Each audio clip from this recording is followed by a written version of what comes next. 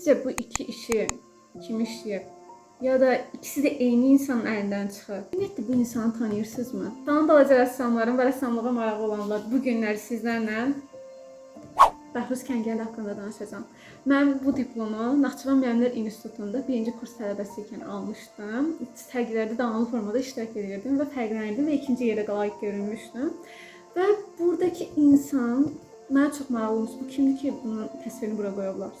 Mən burada siz üçün tarix danışmayacağam. Mən siz üçün burada bir rəssamın həyatında rəssamlığı nə qədər sevdiyindən, özünü necə inkişaf etdirdiyindən və sadəcə 30 il ömür sürüb Azərbaycan tarixində silinməz izlər qoyan bir şəxsiyyət haqqında danışacağam. Doğulub, falan ildə nə edib, onu danışmayacağam. Mən onun həyatında nə qədər maneələrin olmağına baxmayaraq rəssamlıqda daim özünü inkişaf etdirən və Azərbaycan tarixində silinməyən izlər qoyan bir şəxsiyyət haqqında danışacağam. Və sadəcə 30 il ömür sürüb və bunun sadəcə 7 ilini akademik formada rəssam olaraq fəaliyyət göstərib və 2000-dən çox əl işi işləyib. Yəni burada əsas məsələ 60, 70, 80 yaş ömür sürüb, sadəcə günləri təkrar yaşayan bir insandan danışmayacağam. Və həqiqətən Bəhruz Kəngərli tam fərqli insandır. Yəni, o əvvəlcədən göstərdiyim dağ mənzərəsi ilə Qaçqan qadın əsərində də akvarel texnikasının necə ustalığından işlədiyini görürsünüz. Sadəcə bu adi bir dəstxət deyil. O, Azərbaycan rəngkarlığında ilk realist rəssamlardan biri olub. Bünövrəsi o qoyub. Yəni fikirləşin, sadəcə 30 yaşında, 30 yaş deyirsən də, ya 30 ömür sürəsən. Sadəcə bunu deməkdir. Sadəcə yəni cavan yaşlıdır. Yəni həqiqətən insanlar başa düşə bilməz, dərk edə bilməz. Bir rəssamın yəni reallıqdan danışaq. Hər hansı bir tanınmış bir rəssam götürək. Azərbaycan ola bilər, xarici ola bilər. Hər birinin ömrü həqiqətən yaşadıqları ağır və travmatik hadisələr olub. Heç bir rəssam bir söz var ya, xalva deməklə ağız şirin olmur və onlar da rahat formada bu zirvəyə çatmayıblar. Bu da bir reallıqdır. Ona görə ümumiyyətlə valideynlər bu sənəti seçəndə deyirlər ki, yəni bu ağır bir sənətdir. Sən bunun öhdəsindən gələ biləcəksənmi? Sən qıraqdan tənqid də alacaqsan. Sən müəyyən maneələrlə də qarşılaşacaqsan. Sənət səni həmişə sınayacaq. Görsən, sən məni istəyirsənmi bu qədər? Özün üzərində işləyə bilirsənmi? Sən, yəni çox fərqli bir şeydir. Bu sənət daim, hər bir peşə belədir. Daim öz üzərində işləməlisən, daim nəsə özünə qatmalısan, nəsə öyrənməlisən. İnsan dayanıbsa, deməli ölüdür. İnsan dayanıbsa, heç nə öyrənmirsə və mən deyirsə, yəni heç bir şey özünə qatmırsa, o insan canlı bir ölüdür. Məncə belədir. Bəhruz Kəngərlidə də, Bəhruz Kəngərli erkən yaşlarında valideynini, anasını itirib. Atası ona kömək edib, bu sənətdə daim irəli getməsində. Atası elə bir iş yerindən jurnallar gətirərmiş.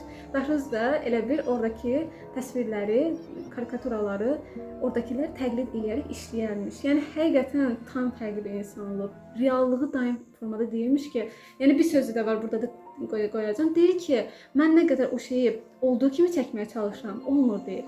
Yəni bu qədər özünü eləyir ki, mən daha da yaxşısını eləyə bilərəm. Yəni biz əl işi işləyirik. Okay, mən işlədim bunu, çox qəşəngdir, superdir.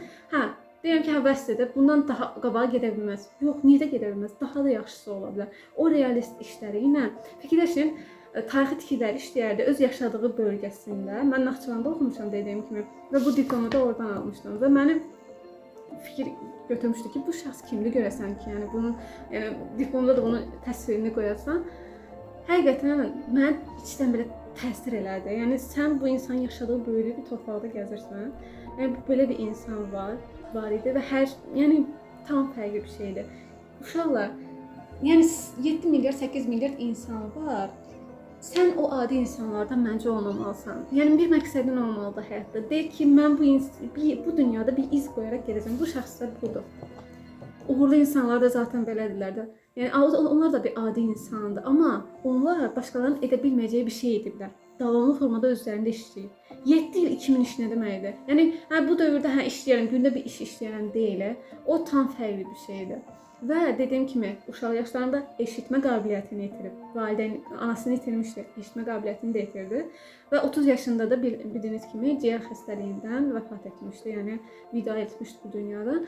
İndi biri deyəcək, eşitmə qabiliyyətini itirsin də qulağı ilə çəkmirdi ki.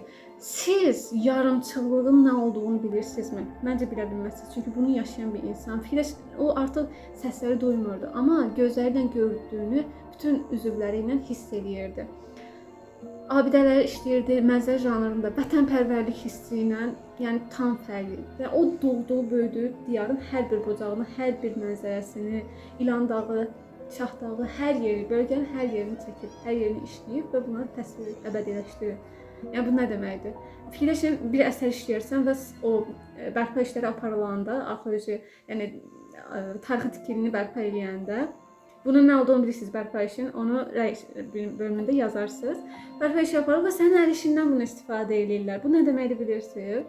Yəni bu insan bu tarixdə, Azərbaycan tarixində yəni həqiqətən ilham alınacaq bir şəxsiyyətdir. Biz indi məsələn rəssamlıq deyəndə biz qaçırıq xaricələrdə, amma Azərbaycanda bu torpaqlarda böyüyən insanlar necə əziyyətlər yaşayıb da bu sənəti üzərində silmə izlərini qoyduğunu öyrənəndə artıq tükərin ürpəşir. Deyirsən ki, biz də eləyə bilərik. Biz də, yəni tam fərqli bir şeydir. Nə bilim, indi gedib burada Bəhruz Kəngərliyi mən burada saatlarca danışıb tərifləyə bilərəm, əsərlərini göstərə bilərəm, sizə baxın.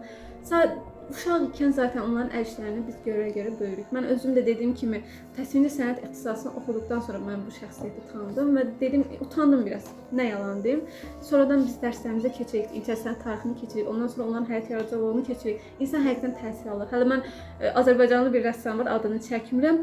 3 dəfə sürgünə göndərilir bu insan və bu insan sənətdən vaz keçmir. Yəni vətən xaini elan edilir, edama qədər göndərilir və orada edam edilmir də yəni. Yəni rəssamlıq tam başqa bir şeydir. Bəzən deyirlər ki, yəni rəssam olmaq dəli olmaqdır. Yəni dəliliyi seçməkdir. Çünki sən artıq həyatla, bəzi insanlarla həyatla əlaqəni kəsirsən və sadəcə sənətlə yaşamaya başlayırsan. Məncə Bəhruz Kəngərli də o insanlardan biridir. Əsasən də Qaçqınlar silsiləsidir. Məsələn, Qaçqın qadın əsərini görəcəksiniz. Orada təkcə bir portret deyil, həmin şəxsin yaşadığı ağır travmanı. Qaçqın necə ola bilər? Fikirləş, səni götürürlər evindən, eşiyindən, torpağından qoparıb başqa bir yerə göndərirlər.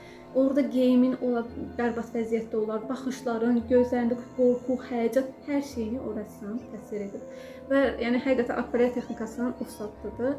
Yəni o rəngin axıcılığı, o solğunluğu, alvanlığını o əl işlərində görəcəksiniz. Nə deyim? Naxçıvanda mən çox təsir eləmişdi. Fikirləşin, oraya qədər getmişdim və belə bir rəssamın torpağında, doğduğu, böyüdüyü yerdə onu araşdırmaq, başa düşməyə çalışmaq özü başqa bir şeydir. Sadəcə mənə ən çox təsir edən odur ki, sadəcə 30 il ömür yaşayasan. Bir sözlə ətrafınızda, yəni nə bilim, valideynlərdən də çox şey asılıdır. Baxın, Bəhruz Kəngərlinin atası ona dəstək olmasaydı başqa fərqli bir şey ola bilərdi. Nə bilim, anası sağ olsaydı tam fərqli ola bilərdi. Ögey anası da yəni çox da problem yaratmayıb, yəni mən elə bilirəm, araşdırdığıma görə. Amma həqiqətən sənət üçün əlindən gələn edib, bu qədər uğurlu insanlar tanımaq özü də bir başqa bir sistem oldu. Başqa bir motivasiyadır, başqa bir həyəcandır. Ümid edirəm bu video sənin üçün motivasiya olmuşdur, həmçinin Azərbaycanlı rəssamları tanımaq üçün bir stimul olmuşdur.